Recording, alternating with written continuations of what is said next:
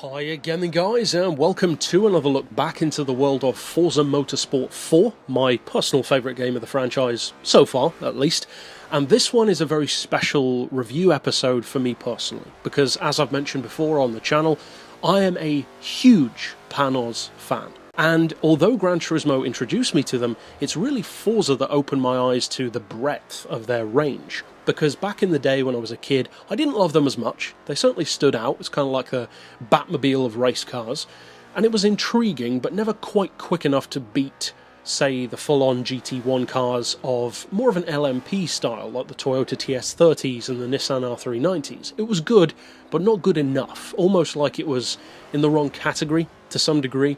But then you get this one. Now, I've talked about this car in the real-world sense in my top 50 countdown of my favourite cars in the world, and it was superseded in that list by the Cadillac LMP, which is my favourite modern LMP. But as I said in that series, especially once you get between, say, like my 20th and 50th favourites, those can swap around a whole lot.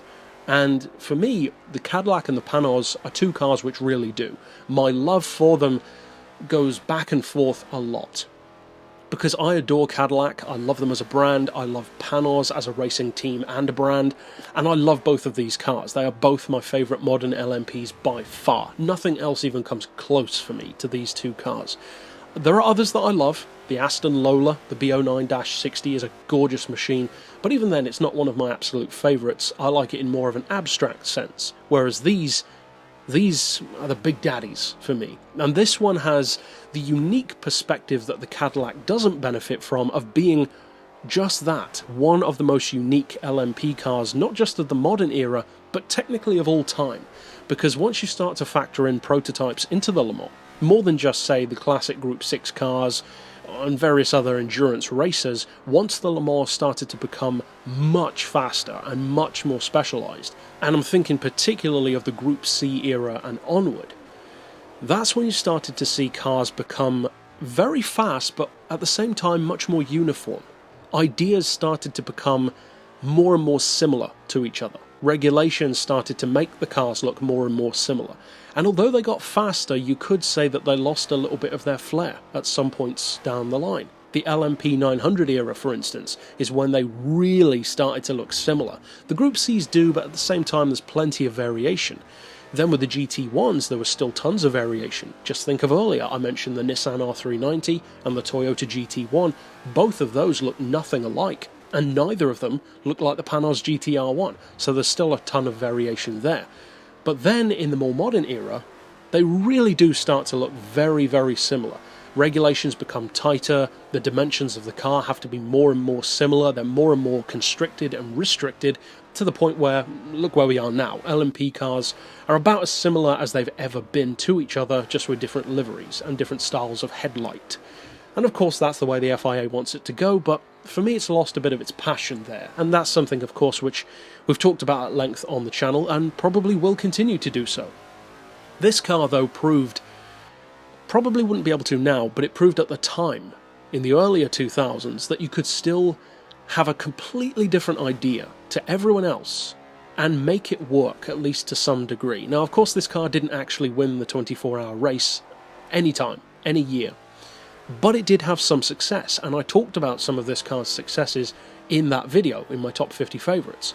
It had more success than the Cadillac, that's for sure. The best the Cadillac ever did was second, whereas the Panoz got a number of first place finishes, just not at the Le Mans itself. Now this car has a very strong spec. It's a crowd pleaser for sure. It's got a big engine, a 6-litre front mid-mounted V8, and of course that's the centrepiece of the car.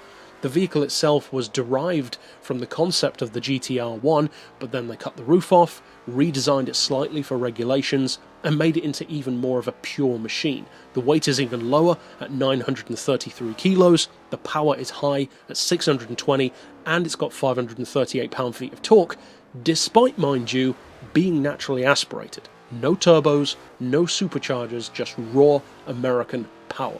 And that is what I love, because I love it when an American car, be it a road car or a race car, proves everyone wrong about American cars not being capable of taking corners. It's such a played out cliche at this point. That is false.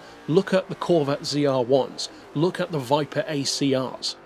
These are some of the quickest cars on the road, and not just in the straight line, it's around corners too. The Mosler, again, is a perfect example, and of course, once you get into the Le Mans, well, that's pretty much the pinnacle of that argument. Those cars are purely focused for racing, no qualms about road use at all, they don't even need homologation specials anymore. Although I kind of wish they did, because this would have made an awesome road car, or at least a variant road car. Now this one is one of those cars which, funnily enough, in a similar way to the Cadillac, I didn't truly appreciate when I started playing the game. When I started playing it, I didn't like Panoz as much as I do now, or as much as I have for the past couple of years really, but it was one which definitely caught my attention, because the shape is so different. Again, it's, I would say, even more of a Batmobile than the GTR-1 was, in terms of its appearance, and boy can this thing shift. Now, one of the ways in which you might not expect this car to be among the absolute best is for oval racing. In fact, around the Indy circuit, this is one of the quickest LMPs in the game, and if you discount stuff like the Mercedes Sauber C9, which is pretty much untouchable for that, for the same reason that the Porsche 962 is almost untouchable in a straight line, that incredible top-end speed, if you discount those two kings of the genre, really, or kings of the class, this Panoz is a difficult car to beat, because you can take the downforce lower, de-restrict the engine, and get it quite easily up around 235, 240, even around Indy. That is a high speed for an LMP car in the world of Forza 4. But the great thing about it as well is, because of the fact that A, it's just a well-engineered car, period, and its real-world victories go to show that, but also the fact that it's front mid-mounted, for instance, the engine, it gives it a unique handling feel compared to everything else. And it's actually less slippery than some of the other cars, which might seem counterintuitive, because of course having less weight over the rear end will often lead to having a loose back end, like an RX-7 or a Nissan Silvia. But then with this car it has the opposite effect, because it feels much more grounded over the front end, so when you turn into a corner, there's no twitchiness there at all.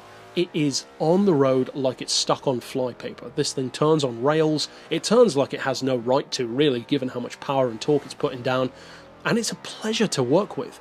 It's not just a car which I can review in this way because of my love for Panoz, because as I said, I didn't love Panoz at the time, and it still made this impression on me. It's an incredible Le Mans car. It should have had more success. Unfortunately, it didn't, for various reasons, and not all of which were the team's own fault necessarily, because time and unforeseen circumstance affect all teams, but at least it is an incredible machine that you can enjoy in the game, and have a lot more victories than they did in real life. So, definitely one of my favourites, and it's worth checking out. It's worth going back to check it out as well, and I hope so much that Panoz returns to Forza, but I'm not holding my breath anytime soon. But that's it for this pick. Of course, I'll see you guys next time, and for now, as always, thanks for watching.